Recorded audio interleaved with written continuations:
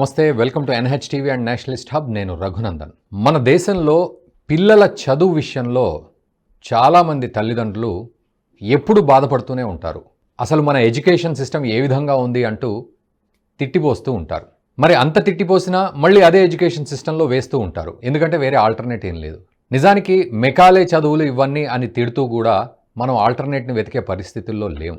And ఒకప్పుడు గురు శిష్య పరంపర ఉండేది, ఆ పరంపర రావాలి అని అటు తల్లిదండ్రులు, పిల్లలు, ప్రజలు, ప్రభుత్వాలు అన్నీ కోరుకుంటాయి. కానీ పోనీ ఒక పాత మన సాంప్రదాయబద్ధమైన ఎడ్యుకేషన్ సిస్టమ్ ఏదైనా వస్తుందా అంటే అసలు రానే రాదు. మరోవైపు కొత్తగా నేషనల్ ఎడ్యుకేషన్ పాలసీ అంటూ ప్రభుత్వం కూడా తీసుకొచ్చిన సందర్భం 5+3+3+4 అంటూ. బట్ ఇది ఎంతవరకు పిల్లలకు ఉపయోగపడుతుంది, వాళ్ళ భవిష్యత్తును తీర్చిదిద్దుతుంది అంటే దాని మీద ఎవరూ క్లారిటీ ఇచ్చే పరిస్థితుల్లో అయితే లేరు. ఏదేమైనప్పటికీ మనందరం కూడా ఇప్పటికీ ఈ మెకాలే సిస్టమ్ని తిడుతూనే ఉంటాం. ఇప్పుడున్న ఈ ఎడ్యుకేషన్ సిస్టమ్ని తిడుతూనే ఉంటాం. మళ్ళీ పిల్లల్ని అందులోనే చేర్పిస్తాం, దీనికి తగ్గట్టుగా ఫీజులు కడతాం, ఆ తర్వాత ఏదేదో గగ్గోలు పెడతాం. ఆ తర్వాత మరి పిల్లల భవిష్యత్తు ఏ విధంగా ఉంది అంటే అది అర్థం కాని పరిస్థితి. ఆ పిల్లాడు చదువుతూ పోతూ ఉంటాడు, దాదాపు 22-23 సంవత్సరాలు వచ్చేంతవరకు చదువుతాడు, చివరికి చదువుకు సంబంధం లేని ఉద్యోగం చేస్తూ ముందుకెళ్తాడు. నిజానికి 10వ తరగతి వరకు కూడా ఎంతో ఉత్సాహంగా చదివిన ఒక విద్యార్థి ఆ తర్వాత టీనేజ్లోకి వెళ్తాడు. అందులో ఎంతో వాళ్లకు ఆ వయసులో ఎంతో శక్తి, యుక్తి, సామర్థ్యాలు ఉంటాయి. కానీ ఏం చేస్తున్నాడు? 10వ తరగతి నుంచి మళ్ళీ 11, 12 లేదా intermediate first year, second year అని చెప్పి చదువుతూ ఉన్నాడు. నిజానికి 2 సంవత్సరాలు కూడా ఏం చదువుతున్నాడు ఒక విద్యార్థి అంటే కేవలం తల్లిదండ్రులు ఫీజులు కడుతున్నారు. విద్యార్థికి ఒక టఫ్ సబ్జెక్ట్ మాత్రం ఉంటుంది, ఇంటర్మీడియట్ పేరు చెప్పి లేదా 10+2 పేరు చెప్పి. అంతే తప్ప అతడికి నిజంగానే ఆ శక్తిని, యుక్తిని, సామర్థ్యాన్ని ఉపయోగించుకునే విధంగా, ఈ వాల్యూ పెంచే విధంగా, వర్త్ పెంచే విధంగా ఏమైనా ఎడ్యుకేషన్ లభిస్తుందా అంటే 100% ఏమీ లేదు అనే అందరూ గుండెల మీద చేసుకొని చెప్తారు. మరి ఏమిటి సమస్య ఎక్కడొస్తోంది? అండ్ ఇంకొక విషయం, ఇక్కడ జీవీఆర్ శాస్త్రి గారు ఒక ట్వీట్ చేశారు.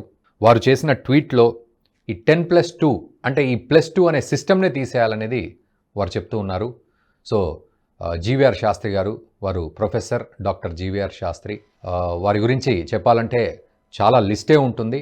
బట్ సింపుల్గా చెప్పాలంటే ఒక సీనియర్ ఎకానమిస్ట్, విశ్లేషకులు, మరోవైపు alumni of Harvard business school USA, ఇంకా చాలా ఉంది లిస్ట్. బట్ సింపుల్గా చెప్తూ ఉన్నాను. వారు ఈ విషయంలో చాలా ఆలోచించి ఈ 10+2 ఈ +2 అనే సిస్టమ్ని తీసేసి ఆ పిల్లల భవిష్యత్తును అక్కడే తీర్చిదిద్దాలి మనం అనే ఒక పాయింట్ మీద వారు పోరాడుతూ ఉన్నారు. ప్రభుత్వానికి కూడా లేఖలు, ట్వీట్లు చేస్తూనే ఉన్నారు. నిరంతరంగా వారు దాని గురించి మాట్లాడుతూనే ఉన్నారు. ఈరోజు మనకు కూడా అందుబాటులోకి వచ్చారు శాస్త్రి గారు. సో వారిని అడిగి తెలుసుకుందాం ఏమిటి ఆ ట్వీట్ అర్థం ఏమిటి, అండ్ ప్రభుత్వానికి, ప్రధాని మోదీకి రాస్తున్న ఉత్తరాల్లో ఉన్న ఆంతర్యం ఏమిటి, తన తపన ఏమిటి, పిల్లల భవిష్యత్తు విషయంలో ముఖ్యంగా ఆ 10+2 దగ్గర ఏం జరుగుతోంది, తల్లిదండ్రులు కూడా ఏం ఆలోచించాలి, పిల్లలు ఎలా రూపుదిద్దుకోవాలనే విషయంలో ప్రభుత్వాలు కూడా ఎలా మౌల్డ్ అవ్వాలి, ఇవన్నీ కూడా వారిని అడిగి తెలుసుకుందాం. శాస్త్రి గారు నమస్తే అండి, వెల్కమ్ టు నేషనలిస్ట్ హబ్. నమస్తే. శాస్త్రి గారు, సో నేను మీరు పెట్టిన ట్వీట్ చదివాను. అయితే ఈ 10+2 స్ట్రీమ్ బదులు ఒక 3 ఈ కాన్సెప్ట్స్ మీరు చెప్పారు.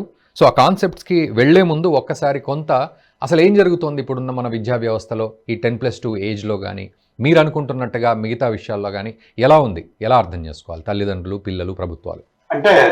అంటే మనం చదువు అంటున్నాం, జ్ఞానం, పరిజ్ఞానం, నాలెడ్జ్, విజ్డమ్. నాలెడ్జ్ అనేది మనం సేకరించాలి, జ్ఞానం అనేది తల్లిదండ్రుల ద్వారా వస్తుంది.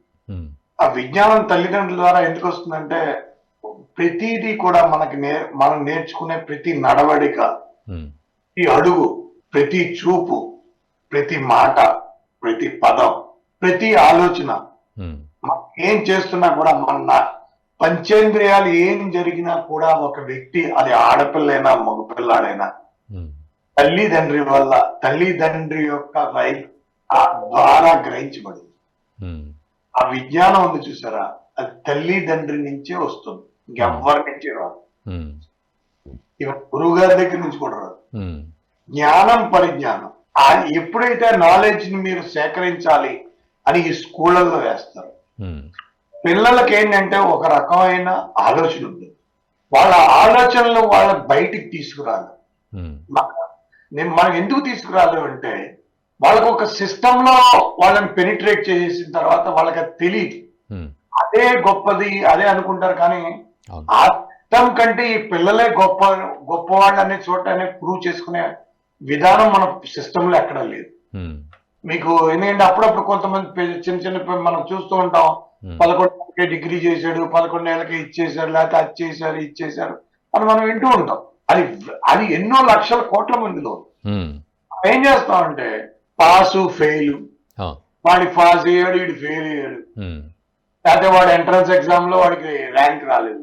ఉమ్, అంటే పాసు ఫెయిల్ ఓకే, అంటే ఇప్పుడు ఒక వ్యక్తి యొక్క రూపాంతరం అనేది మీరు మాక్సిమం 3650, 3650, ఉమ్, అంటే 3650 రోజులకు 10 ఏళ్ళు నిండుతాయి, ఉమ్, ఇంకొక 3650 రోజులకి 20 ఏళ్ళు నిండుతాయి.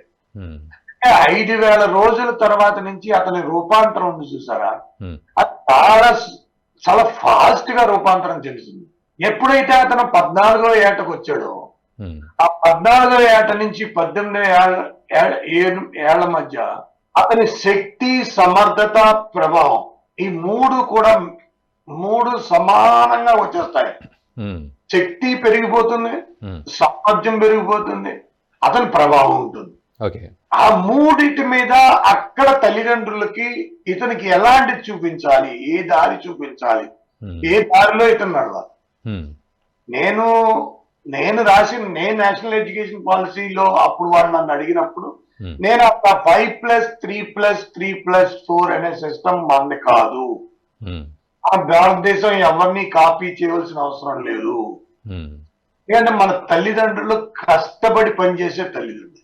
ఏ ఈ తల్లిదండ్రులు అందరూ 99% అందరు తల్లిదండ్రులు, 99 అని కాదు 100% తల్లిదండ్రులు పిల్లల యందు ఒక రకమైన సెల్ఫ్లెస్ లవ్, ఉమ్, ఆ విజ్ఞానాన్ని సమకూర్చడంలో ఎక్కడా తప్పు చూపించరు. వాళ్ళు ఎక్కడా దేనికి రాజీ పడరు, ఉమ్, ప్రతి రాయిని ఉపయోగిస్తారు. అవును.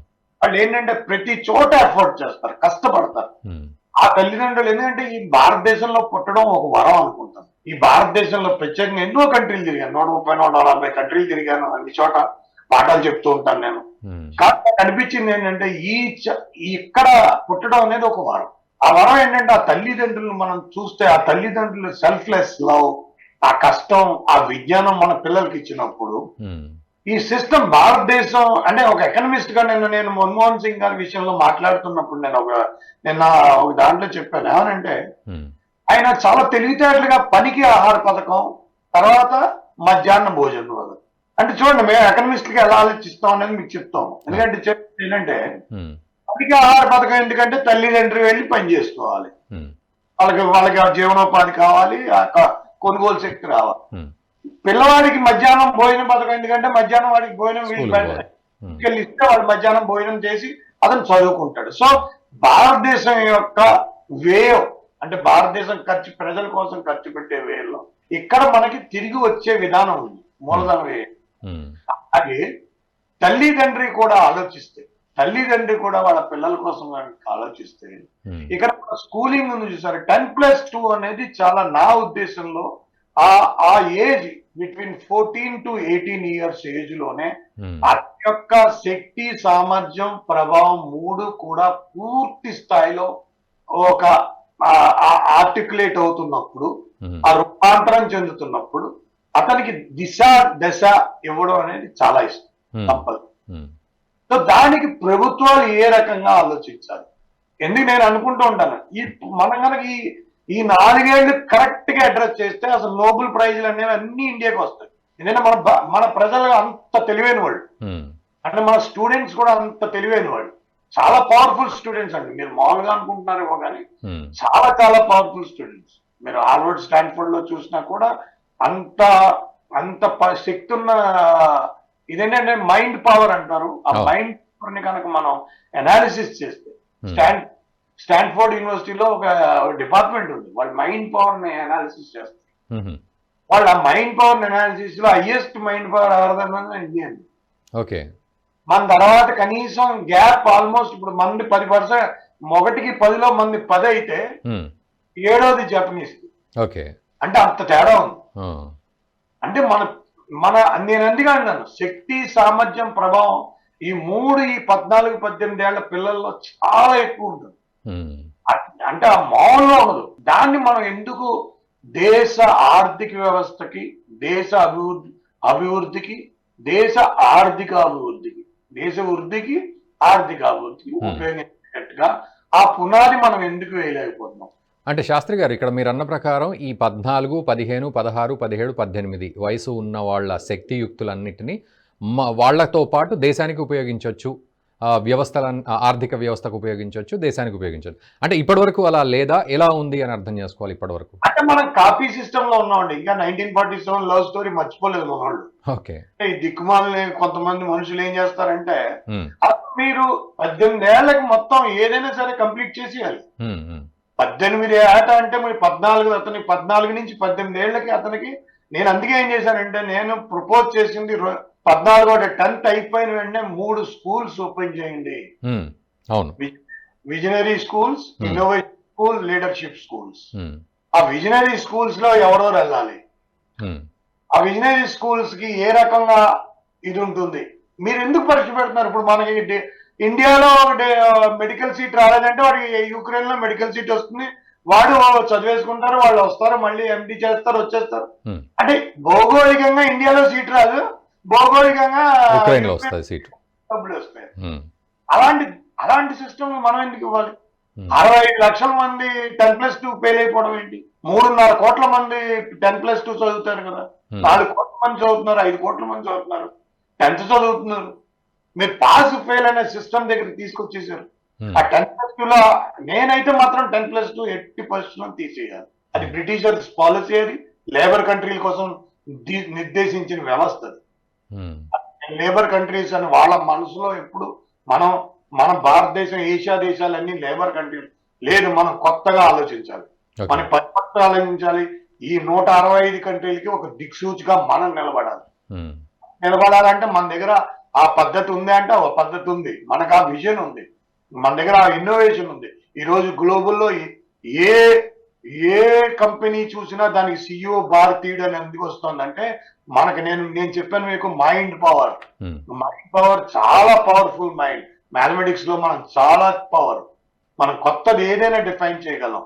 ఎనీథింగ్, ఎనీ న్యూ డైనమిక్స్ దాన్ని ఎమర్జ్ చేయగలం, ఇన్నోవేట్ చేయగలం, విజన్ చేయగలం, లీడర్షిప్ తో దాన్ని ఎదరికి తీసుకెళ్ళగలం. సో అంటే వీళ్ళు కూడా అదే ఎడ్యుకేషన్ సిస్టమ్ నుంచి వచ్చారు కదా, ఇప్పటివరకు ఉన్న ఎడ్యుకేషన్ సిస్టమ్ నుంచి మీరు అన్న పేర్లు. అందుకే ఇప్పుడు వచ్చింది చదివిన పుస్తకం చదవడం కాదు కదండి, చదివిన పుస్తకాన్ని నేను తిరిగి రాసేయాలి. అలాంటి ఎడ్యుకేషన్ సిస్టమ్ ఇవ్వాలి. చదివిన పుస్తకం చదవమని, చదివిన పుస్తకాన్ని మళ్ళీ చదవడానికి కాదు, చదివిన పుస్తకం తిరిగి రాసేమనే పరిజ్ఞానాన్ని నాకు కలిగించే వ్యవస్థ ఉండాలి. అది జ్ఞానం, పరిజ్ఞానం అంటే. నేను చదివిన పుస్తకం ఇంకో నా వెనకాలవాడు వచ్చినట్టు చదవకూడదు. నేను చదివిన పుస్తకం నేను తిరిగి రాసేయాలి. అది నేను దాంట్లో మెలకువలన్నీ నేర్పాలి, అందులో ఇంకా ఏమైనా తీయాలంటే అవి కూడా చేసేయాలి. అలా సిస్టమ్ మనం ఎందుకు చేయలేకపోతున్నాం? మనం ఆ సిస్టమ్ ఎందుకు తీసుకురాలేకపోతున్నాం? Vision, innovation, leadership. మీరు 10+2 మొత్తం ఎలిమినేట్ చేయండి. ఈ ఎంట్రన్స్ ఎగ్జామ్లు కరెక్ట్ కాదు, ఈ ఎంట్రన్స్ సిస్టమ్ కూడా కరెక్ట్ కాదు.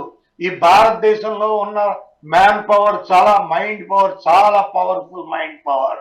ఇది 175 దేశాలకి కూడా సప్లై చేసే స్థితికి మనం తీసుకురండి. 175 దేశాలకి మనం పంపించగలం. మన వాళ్ళు ఏదైనా చేయగలరు. ప్రొడక్షన్, ఆ రకమైన ఇన్ఫ్రాస్ట్రక్చర్ ని, హ్యూమన్ రిసోర్స్ డెవలప్మెంట్ ని మనం ఎందుకు చేయలేం? ఆ వ్యవస్థలను ఎందుకు తీసుకురాలేం? ఆ సంస్థలను ఎందుకు క్రియేట్ చేయలేం? ఆ సంస్థలు మనం క్రియేట్ చేయాలి. ఆ సంస్థ మనం ఎందుకు క్రియేట్ చేయలేకపోతున్నాం? మనం నాగ్పూర్ నుంచి బొంబాయి ఎక్స్ప్రెస్ హైవే 7 గంటల్లో వెళ్ళిపోవాలని ఆలోచించారు, కానీ మొత్తం దేశంలో ఉన్న 3.5 కోట్ల మంది ప్రజలకి, 3.5 కోట్ల మంది 10+ స్టూడెంట్స్ లో ఎంత మంది అయితే ఇంట్రెస్ట్ చూపిస్తారో అంతమందికి మెడికల్ ఎడ్యుకేషన్ ఎందుకు ఇవ్వలేం మనం? ఇంజనీరింగ్ ఎడ్యుకేషన్ ఎందుకు? ఇంజనీరింగ్ లో మొత్తం ఇప్పుడు కొత్తగా వచ్చిన ఆర్టిఫిషియల్ ఇంటెలిజెన్సీలో మైండ్ మ్యాచ్ అయ్యే మైండ్ రిక్వైర్మెంట్ ఏదైనా ఉందో అది ఇండియన్ మైండ్ ఎక్కువ. వాళ్ళు వై టైవానీస్ ఆర్ సో స్పెషల్. వాళ్ళు ఏంటి, మీకు చిప్ సెమీ కండక్టర్ లో ఎందుకు వాళ్ళు అదేంటంటే ఎనర్జీ ఎఫిషియన్సీ, ఎఫెక్టివ్నెస్, ఆ మూడింటిని సమ్మేళనం చేసి ఎక్సెప్షనల్ క్రెడిబిలిటీ అంటే ఒక ఎక్సెప్షనల్ కాంపిటెన్సీని క్రియేట్ చేశారు. $250 బిలియన్ బిజినెస్ చేస్తారు. అక్రాస్ ది ప్రపంచం అంతా నా 93%, 97% బిజినెస్ వాళ్ళదే. అంటే అలాగే మందు ఎందుకు కాకూడదు, వాళ్ళదే. అందులో అయితే మనం అక్రాస్ ది గ్లోబ్ మన ఇంజనీర్లే, మన డాక్టర్లే ఉండొచ్చు, తప్పే కాదు. Why not? ఎందుకంటే మనకు అంత సామర్థ్యం ఉంది, మన దగ్గర మ్యాన్ పవర్ ఉంది, హ్యూమన్ రిసోర్స్, చదువుకోవాలన్న తాపత్రయం ఉంది. ఎక్కడెక్కడికో వెళ్ళి చదువుకుంటున్నారు కదా. తల్లిదండ్రుల తాపత్రయాన్ని మన ప్రభుత్వాలు అర్థం చేసుకోవాలి కదా. మా పిల్లాడు డాక్టర్ అవ్వాలా, ఇంజనీర్ అవ్వాలని వాళ్ళు అనుకోకపోయినా పిల్లాడు కూడా అనుకుంటేనే కదా జరిగేది. ఓకే. సో శాస్త్రి గారు మీరు అన్న ప్రకారం డబ్బులు కడతారు కానీ తల్లిదండ్రులు అక్కడ కూర్చోబెట్టి చదివించలేరు కదా. అలాంటప్పుడు మనం ఒక ఈక్వల్ ఆపర్చునిటీ అనేది ఎందుకు క్రియేట్ చేయాలి? సో మీరు అన్న ప్రకారం 10+2 అంటే 10వ తరగతి అయిపోగానే ఇక్కడ మీరు ఏమంటున్నారు, vision schools, innovation schools, leadership schools అంటున్నారు. 3 స్కూల్స్ క్రియేట్ చేయడం. ఓకే, అంటే వాటి అర్థం ఎలా చెప్తారు? విజన్ అంటే ఏంటి? విజన్ తో మీరు ఏ రకంగా ఇంజనీరింగ్ సబ్జెక్ట్స్ అయినా, ఆర్టిఫిషియల్ ఇంటెలిజెన్స్ అయినా, ఇన్ఫర్మేషన్ టెక్నాలజీ అయినా, ఈ సబ్జెక్ట్స్ మీద పూర్తి అవగాహన ఇందులో ఇవ్వండి విజన్ స్కూల్స్. ఇన్నోవేషన్ స్కూల్స్ లో సైన్స్, రీసెర్చ్, మెడికల్ అన్నిట్లోని ఇన్నోవేషన్ లో తీసుకురండి. లీడర్షిప్ అంటే వాడు మేనేజ్మెంట్ అయినా, ఆర్ట్స్ అయినా, ఫైన్ ఆర్ట్స్ అయినా, కామర్స్ అయినా, ఇంకేదైనా ఉన్నా లా, ఇవన్నిటిని లీడర్షిప్ ప్రోగ్రామ్ లో తీసుకురండి. సో దట్ ఏంటంటే లేదు నేను ఇంజనీరింగ్ చదివాను కాబట్టి అమెరికా వెళ్ళగలను, లేకపోతే సైన్స్ డాక్టర్ చేశాను కాబట్టి ఆస్ట్రేలియా లేదు, నువ్వు లీడర్షిప్ చేసిన అమెరికా వెళ్తావు, ఏ కంట్రీ కావాలంటే ఆ కంట్రీ వెళ్తావు, నువ్వు విజన్ దాంట్లో చదివిన ఏ కంట్రీ కావాలా అక్కడికి వెళ్తావు, ఇన్నోవేషన్ లో చదివిన ఏ కంట్రీ కావాలంటే ఆ country. All are equal opportunities available across the globe. అది మనం ఎందుకు పుచ్చుకోలేకపోతున్నాం? ఆ ఆపర్చునిటీ, ఆ అవకాశాలన్నింటినీ మనం ఎందుకు వదులుకుంటాం? సో ఇది 4 years ఉండాలి అంటే మనం ఎందుకు క్రియేట్ చేయకూడదు? సో ఇది ఇప్పుడు మనుషులు అందరి దగ్గర అది మీరు ఏంటంటే అక్కడ ఎక్సెప్షనల్ అనే పదం ఉంది చూసారా, ఎక్సెప్షనల్ అనే పదం అది అందరికీ అట్రాక్ట్, కొంతమందికి అట్రాక్ట్ అవుతుంది. ఇప్పుడు గూగుల్, మైక్రోసాఫ్ట్ లో CEO కూడా ఉంటాడు, 100 మంది ఉంటాడు. వాడికి ఏంటి exceptional capability and credibility and competency and leadership that to deliver the goods అనే పదం వాడికి పొజిషన్ వస్తుంది. నేను చెప్పేది ఏంటంటే ప్రతి స్టూడెంట్ నేను అబ్జర్వ్ చేసింది, నేను ఏంటంటే ఐఐటిలో కూడా చూసిన, బిట్స్ లో చూసిన, కొన్ని ఇన్స్టిట్యూట్ లో చూసిన, కొన్ని యూనివర్సిటీలు, నార్మల్ యూనివర్సిటీస్, నేను కొన్ని నార్మల్ యూనివర్సిటీస్, నార్మల్ కాలేజెస్కి వెళ్తాను. వాళ్ళ ప్రతిభ ఎలా ఉంటుందో తెలుసా, వాళ్ళు చాలా పవర్ఫుల్. నేను ఈ మధ్యన తమిళనాడులో ఆ ఊరేళ్ళాను నేను, చెన్నపట్టూరు దగ్గర. అది అక్కడికి వెళ్తే they are very powerful thought process ఏంటంటే వాళ్ళు ఆ మొత్తం ఆర్టిఫిషియల్ ఇంటెలిజెన్స్ మీద మొత్తం వాళ్ళకి ఒక కాంప్రహెన్సివ్ ఒపీనియన్ ఉంది, ఆర్థిక వ్యవస్థ మీద ఒపీనియన్ ఉంది. అలాంటి ఏంటంటే ఇట్ ఈస్ ఈక్వల్ గా మొత్తం. మీరు ఒరిస్సాలో నేను 12,000 మంది పిల్లల్ని ఒకేసారి అడ్రస్ చేశాను, ఆడపిల్లలు. ఆ ఉమెన్ ఎంపవర్మెంట్ చూస్తే నాకే ఆశ్చర్యం వేసింది. దేశం అంతా అంటే అలాంటి మ్యాన్ పవర్ ని మనం ఎక్కడో తప్పు చేస్తున్నాం. ఈ ఎడ్యుకేషన్ సిస్టమ్ లో చాలా పవర్ఫుల్ గా తప్పు చేస్తున్నాం. ఇది కరెక్ట్ కాదు. 10+2 తర్వాత కొనుగోలు శక్తి, తల్లిదండ్రుల యొక్క కొనుగోలు శక్తి దగ్గర తల్లిదండ్రులు కొంచెం వెనకడిగేస్తారు. ఎందుకంటే నేను ఒకటి అబ్జర్వ్ చేశాను, 10th వరకు తల్లిదండ్రి బాగా ఎదరికి తీసుకెళ్తారు. 10th తర్వాత ఏం చేస్తారంటే 12th దగ్గర కొనుగోలు శక్తి దగ్గర ఆగుతారు. అది మనం చదివించాలా, చదివించకూడదా, లేకపోతే ఇంజనీరింగ్ లోకి వెళ్తే ఎంత అవుతుందో ఏంటో. కొన్ని స్టేట్ గవర్నమెంట్స్ ఈవెన్ వాళ్ళు ఆ ఫీజు రియంబర్స్మెంట్ అని ఇవన్నీ స్కీమ్స్ పెడతారు. ఆ స్కీమ్ కాదు ఇది స్కీమ్ కాదు. ఈ ఎడ్యుకేషన్ పాలసీ, ఈ ఎడ్యుకేషన్ ని ఒక duty, it's a duty of the government. It is the duty of the government for the entire country 10+2 education. Entire country 10+2 education ని లిఫ్ట్ చేయాలి. 10+2 ఎడ్యుకేషన్ లో అసలు 10+2 తీసేయండి. 10 to 14 years to 18 years మధ్య absolute గా స్కిల్ ఓరియంటెడ్ గా game ఉండి ఈ విజన్ ఇన్నోవేషన్ లీడర్షిప్ స్కూల్స్ ని మనం డెవలప్ చేయాలి. అక్కడ ఎక్కడ ₹1 పేరెంట్స్ ఖర్చు పెట్టే పరిస్థితి ఈ గవర్నమెంట్ తీసుకురాకూడదు. ఆ ఇంటిగ్రేటెడ్ ఎడ్యుకేషన్ పాలసీ మనం ఎందుకు తీసుకురాలేకపోతున్నాం? అది తీసుకొస్తే మొత్తం దీని ఎకానమీ మారిపోతుంది. ఎకానమీ మారిపోవడం కాదు, మనం ఏంటంటే ప్రతి ఏడాది 3.5 నుంచి 4 కోట్ల మంది ప్రజలు మనకి ఎంత స్ట్రాంగ్ మ్యాన్ పవర్ మనం క్యాటర్ చేయొచ్చు. 135 కంట్రీస్ కి మన మ్యాన్ పవర్ ని క్యాటర్ చేయొచ్చు. 19 years ఆఫ్ ఏజ్ లోనే అంత శక్తి సామర్థ్యం మనకున్నాయి. ఆ శక్తి సామర్థ్యాన్ని మనం ఎందుకు అది నేను అందుకే దీని మీద ఆ విజన్ ఇన్నోవేషన్ లీడర్షిప్ స్కూల్స్ మీద, ఎందుకంటే ఇది పేరెంట్స్ కి ఏంటంటే 10th వరకు వాళ్ళ విజ్ఞానం కావాలి.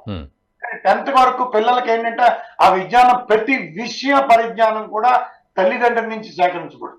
వాళ్ళ యొక్క సంస్కారం, వాళ్ళ యొక్క విధానం, వాళ్ళ యొక్క సమిష్టి, ఆ పదావళి, శబ్దావళి ఏదైనా సరే, ఆ నడవడిక, ఆ డిసిప్లిన్, సమాజంలో మనం ఏ రకంగా ఉండాలి, సమాజానికి ఏ రకంగా తోడ్పడాలి, సమాజం ఎందు ఎంత భక్తి శ్రద్ధలు ఉండాలి, పెద్దల ఎందు ఎంత భక్తి శ్రద్ధలు ఉండాలి, సమాజంలో ఎంతమందిని మనతో కలగొలుపుకు వెళ్ళాలి, మనం సమాజంలో ఎంతమందికి హెల్ప్ చేయాలి, సహాయం చేసే ధోరణి, ఇవన్నీ ఏంటంటే ఎన్నో విజ్ఞానానికి సంబంధించిన విషయాలన్నీ కూడా తల్లిదండ్రుల నుంచే సేకరించబడతాయి.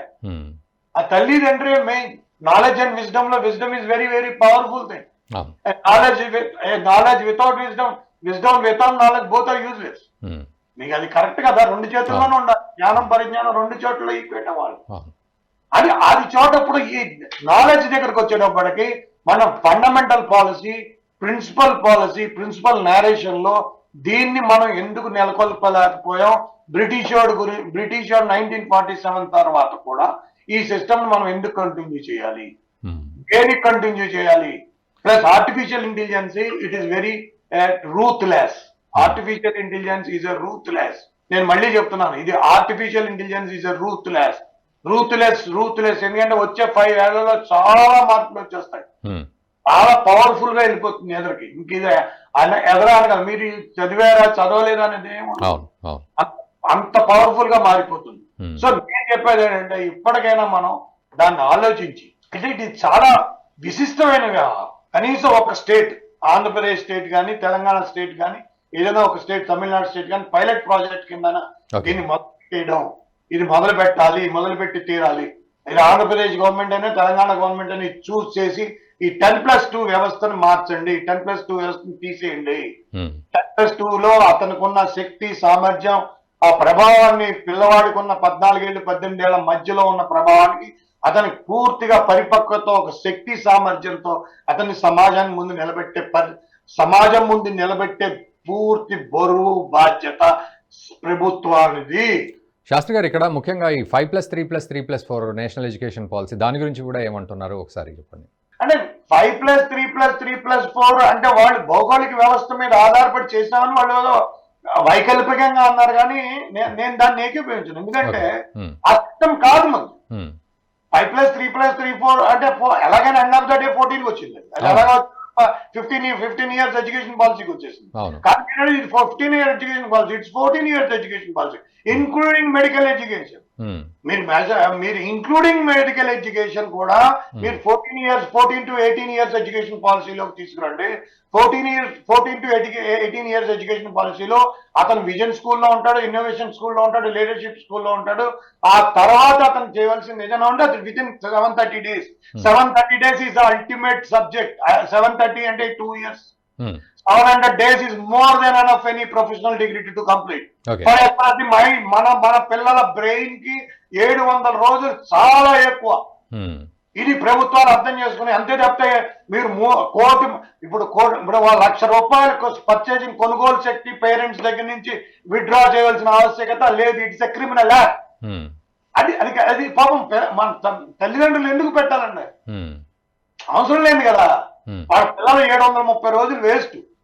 సో ఇప్పుడు మీరు మామూలుగా చూస్తే, ఇప్పుడు ఒక మెడికల్ ప్రొఫెషనల్ డాక్టర్ చూస్తే అన్ని కంప్లీట్ MS MD గారు ఏదైనా చదివినా కూడా, మాస్టర్ డిగ్రీ చేసినా అతను ఎక్కడికి వెళ్తారు తెలుసు? ఇటు డాక్టరేట్ చేసినా, అది MA చదివినా, MTech చదివినా, ఏం చదివినా అది 20-22 దగ్గరికి వెళ్ళిపోతున్నాడు. అంటే ఏంటి? మీకు 18 ఏళ్ళకి ప్రొడక్టివిటీ, ఎఫిషియన్సీ మీకు 3 ఉంటాయి. Accomplishment, attainment, achievement, accomplishment. ఆ మూడింటిని మెర్జ్ చేస్తారు జపనీస్. ఆ మూడింటిని మెర్జ్ చేసి వాళ్ళు ఏంటంటే 19th year దగ్గర స్టార్ట్ అయిపోతుంది వాళ్ళ కెరియర్. అక్కడ మనం ఎందుకు వెళ్ళలేకపోతున్నాం? అది కదా కావాల్సింది. ఎనర్జీ, ఎఫిషియన్సీ, ఎఫెక్టివ్నెస్ 3 అబ్బాయి చేతిలో ఉన్నాయి. శక్తి, సామర్థ్యం, ప్రభావం. ఆ 3 శక్తి, సామర్థ్యం, ప్రభావం 3 మిళితమైనప్పుడు అకంప్లిష్మెంట్, అచీవ్మెంట్, అటైన్మెంట్ అనే మూడింటిని మనం కలిపి ప్రభుత్వం ఇవ్వాల్సిన ఆవశ్యకత ఉంది కదా. మీరు ఇప్పుడేమో 22 ఏళ్ళకి ఒకసారి 23 ఏళ్ళకి వాడికి ఉద్యోగం వచ్చింది, వాడికి జీతం వచ్చి వాడికి 25 ఏళ్ళకి ఉద్యోగం వచ్చినా రాకపోయినా మళ్ళీ పెళ్లి, మన సమాజ లైఫ్ లో పెళ్లి చేసి పిల్లలు పెట్టి మళ్ళీ ఇది చేసి ఎంత టైం పట్టేస్తాం. So let us make it a draw. 18 ఏళ్లకి అతన్ని సమాజం ముందు మనం చాలా స్ట్రాంగ్ గా నిలబెట్టే బాధ్యత ప్రభుత్వానికి. యా, అండ్ శాస్త్రి గారు మీరు అన్నట్లుగా ప్రభుత్వాలకు నేను రాస్తూనే ఉన్నాను, ట్వీట్స్ చేస్తూనే ఉన్నాను అన్నారు. ఇప్పుడు ప్రధాని నరేంద్ర మోదీకి కానీ, అమిత్ షాకి కానీ, పిఎంఓకి కానీ మీరు రాస్తూ ఉన్నారు. సో రెస్పాన్స్ విషయంలో ఎలా ఉంది అక్కడ సిచ్యువేషన్? చాలా ప్లాట్ఫామ్ మీద వాళ్ళు కన్ఫ్యూజ్ అయిపోయారు. ఇప్పుడు కొంతమంది అయినా కన్ఫ్యూజ్, ఎందుకంటే నేను చెప్పిన దాని మీద వాళ్ళకే అనుమానం వస్తుంది. ఎవరు కరెక్టే కదా ఇంత అయితే. ఇప్పుడు మీరు ప్రతిదీ ఒకేసారి రాత్రి ఓవర్ నైట్ కాదు. అవును, నేను చెప్పేది ఏంటంటే అట్లీస్ట్ దీన్ని పైలట్ ప్రాజెక్ట్ కింద మొదలు పెట్టండి, ఒక జిల్లాకైనా మొదలు పెట్టండి, ఒక రాష్ట్రానికైనా మొదలు పెట్టండి, లేదంటే దేశం మొత్తం మొదలు పెట్టండి, నష్టం లేదు. ఎందుకంటే మన ఆర్టిఫిషియల్ ఇంటెలిజెన్స్ దగ్గర వెనకబడిపోతాం. మన స్కిల్ డెవలప్మెంట్, స్కిల్ ఇండియా అని ప్రైమ్ మినిస్టర్ ఎందుకు అంటున్నారంటే ఇదే విషయం మీద. స్కిల్ ఇండియా అంటే ప్రతి ఒక్కరికి స్కిల్ ఉండాలి, స్కిల్ విధానంతోనే ఎడ్యుకేషన్ సిస్టమ్ ఎదురుకెళ్ళాలి. స్కిల్ సిస్టమ్ అనే దాంట్లో మీరు 14 ఏళ్ల వరకు అంటే మన 10th క్లాస్ అయ్యేదాకా 10th లోనే మీరు చాలా మటుకు నేర్పించండి. 10th వరకు, ఎందుకంటే ఇప్పుడు ఇన్ఫర్మేషన్ టెక్నాలజీ చాలా ప్రతి ఒక్కరి చేతికి వచ్చేసింది. 10th వచ్చేటప్పటికి అతను ఈ నోస్ పవర్ మొత్తం ఎంటైర్ కంప్యూటర్ సిస్టమ్ అర్థం చేసుకున్నాడు 10th వచ్చేటప్పటికి. 10th పిల్లలు అప్పటికి వచ్చేటప్పటికి ఆల్మోస్ట్ వాళ్ళు యూట్యూబ్ ఛానల్స్ అన్ని క్రియేట్ చేస్తున్నారు. వాళ్ళందరూ చాలా అడ్వాన్స్డ్కి వెళ్ళిపోతున్నారు. సో వాళ్ళకి ఈ 4 ఇయర్స్ ని మన శక్తి సామర్థ్యాన్ని, వాళ్ళ ప్రభావాన్ని మనం మిళితం చేసే ఆ బాధ్యత తల్లిదండ్రులది కాదు, ఇంకా అది ప్రభుత్వాన్ని, ప్రభుత్వాలది. ప్రభుత్వాల ఆలోచన మారిపోవాలి, ప్రభుత్వాల ధోరణి మారాలి. ఈ హైయర్ ఎడ్యుకేషన్ సిస్టమ్ లో 10+2 సిస్టమ్ తీసేయండి, దాన్ని కొత్తగా రీసెర్చ్ చేయాలి. ఇన్నోవేషన్ లో vision school, innovation school, leadership school అని 3 స్కూల్ పెడితే మీరు ఎంబీఏ చేయక్కర్లేదు, ఇంకా ఎంబీఏ అవసరం లేదు. అవును, ఎంబీఏ అవసరం. ఈ పిల్లలకి 10th తర్వాత మీరు vision school, innovation school, leadership school కనుక పెడితే వాళ్ళు అసలు ఎంబీఏ చేయక్కర్లేదు. ఎందుకంటే వాళ్ళకి తెలుసు crisis management, turn around strategy ఏమిటి అనేది వాళ్ళకి అర్థమైపోతుంది. అవునవును. సో వాళ్ళని పరిపక్వత అనేది, వాళ్ళ పరిపక్వతను మనం ఎప్పుడైతే వాళ్ళు పరిపక్వత పూర్తి స్థాయిలో ఉన్నారో అప్పుడు వాళ్ళని మనం ఉపయోగించుకోవడం, వాళ్ళకి ఈ వ్యవహారాలన్నీ తెలియజేయడం అనేది కరెక్ట్ సెన్స్. ఎగ్జాక్ట్లీ. అది నేషనల్ ప్రొడక్టివిటీలో వాళ్ళ యొక్క రోలు విధానం కరెక్ట్ గా మనకి సరిపోతుంది. మన భారతదేశాన్ని కొత్త తొక్కుతుంది. ఇది డెవలప్మెంట్ కి పూర్తి ఇండియా కొత్త లీడ్ లోకి వెళ్ళిపోతుంది. మనం మనకు ఆ సత్తా ఉంది, ఆ సామర్థ్యం ఉంది అనేది చాలా క్లారిటీ. మీకు అది ఏంటంటే అది ఎందుకంటే మనం తల్లిదండ్రుల యొక్క అది అలా ఏమైందంటే పిల్లవాడికి ఆ పూర్తి వ్యవహారం తెలియడం 10th వరకు వచ్చేటప్పటికి అర్థమైపోతుంది. అతను ఆ పిల్లలకి 10th వచ్చేటప్పటికే జ్ఞానం పరిజ్ఞానం విషయంలో పూర్తిగా ఒక అవగాహన వచ్చేయడంతో ఏమవుతుందంటే తల్లిదండ్రులు ఇబ్బంది పడుతున్నారు. ఒక జనరేషన్ గ్యాప్. తల్లిదండ్రులకి ఏం చేయాలో తెలియదు, ఎలా చేయాలో తెలీదు, పిల్లాడిని ఎలా పెట్టాలో తెలీదు, ఏం చదివించాలో తెలీదు. అంటే వాళ్ళ మీదకి ఒక అవగాహన, ఎడ్యుకేషన్ సిస్టమ్ మీద అవగాహన తీసుకురాలేకపోవడం, ఎడ్యుకేషన్ సిస్టమ్ ని మనకి ఎంప్లాయ్మెంట్ తో ముడిపడి పెట్టడం, లేదంటే వాళ్ళ యొక్క వృత్తి విద్య ఏ రకంగా బయటికి తీసుకెళ్లాలనే దాని మీద ఒక క్లారిటీ, గవర్నమెంట్ దగ్గర గవర్నమెంట్ దగ్గర పాలసీ లేకపోవడం. సో ఈ పాలసీ దీన్ని మనం ఇంకా 70 ఏళ్ళు అయినా ఉపేక్షించకుండా ఇంకెప్పటికైనా దాని మీద పెట్టండి. ఇది పెట్టి తీరాలి. అగ్రికల్చరల్ మీరు ఏ రకంగా అయితే ఎడ్యుకేషన్ సిస్టమ్ లో పిల్లలు సూసైడ్ చేసుకోవడం అనేది చట్టరీత్యా పిల్లలు సూసైడ్ చేసుకోవడం అనేది జరగడానికి వీల్లేదు, ఎక్కడా జరగడానికి వీల్లేదు. పిల్లల్ని ఆనందంగా పెంచాలి, వాళ్ళ ఆహ్లాదకర వాతావరణం పెంచాలి, వాళ్ళు నవ్వుతూ పెరగాలి. ఈ దేశానికి ఫ్యూచర్ అంటే పిల్లలే. వాళ్ళ కోసం మనం త్యాగం చేయాలంటే చెయ్యాలి, వాళ్ళ కోసం మనం ఏదైనా చెయ్యాలి. ఎందుకంటే వాళ్లే భవిష్యత్ ఈ దేశానికి. అదే కరెక్ట్. అంచేత నేను చెప్పేది ఏంటంటే వాళ్ళని మనసులు నొప్పించే పరిస్థితి మనం ఎక్కడ తీసుకురావడానికి వీల్లేదు. అది తీసుకొస్తే అది క్రైమ్. It's a crime. వాళ్ళు పరీక్ష పాస్ అయ్యారా ఫెయిల్ అనే సిస్టమ్ కాదు ఇది. వాళ్ళకి అవసరం లేదు. మనకి నాలెడ్జ్, నాకు తెలిసిన ప్రకారం అయితే జ్ఞాన పరిజ్ఞానం మైండ్ టాప్ స్టాన్ఫర్డ్ యూనివర్సిటీలోనే ప్రూవ్ అయింది. Indian brain is the best brain. అక్కడ మైండ్ పవర్ ని అనాలిసిస్ చేసే డిపార్ట్మెంట్ ఉంది. Indian mind is the best mind. So మీరు దానికి తగ్గట్టుగా ప్రభుత్వాలు యాక్ట్ చేసి ఆ పాలసీ విధానంలో ఇన్వాల్వ్ అయి చేసి తీరాలి. పేరెంట్స్ కాదు 10th వరకే. 10th తర్వాత 10+2 లో 10+4. It should be 10+4 in 10+4 vision, innovation, leadership. Yeah.